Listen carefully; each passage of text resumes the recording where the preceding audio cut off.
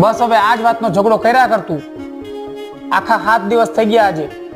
તો તમે તો કહેતા હતા કે હું તને ફરવા લઈ જઈશ, આજ લઈ જઈશ, કાલ લઈ જઈશ, કાલ લઈ જઈશ. લઈ જ નથી જાતા. અરે ભાઈનો ફોન? હા ભાઈ, હા હું તો બહુ જ ખુશ છું અહીંયા. તારા જીજાજી મને રાજકુમારીની જેમ રાખે છે, જેમ તમે રાખતા હતા ને એમ જ. અને અમે બંને બાજતા પણ નથી, એટલે કે ઝઘડો પણ નથી કરતા. હા, અને અમે અમારી લાઈફમાં બહુ જ ખુશ છીએ. અરે યાર, એના ભાઈનો ફોન આવ્યો છે ને અમારા બંને વચ્ચેના ઝઘડાની વાત એના ભાઈને કહી ના દે ને તો સારું છે. બધી સ્ત્રીઓ છે ને એના ઝઘડાની વાત એના ભાઈને અને એની માને કહી દે છે. તે હું કામ ના કીધું?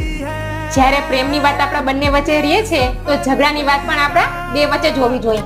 ત્રીજા વ્યક્તિને શું કામ ખબર પડે?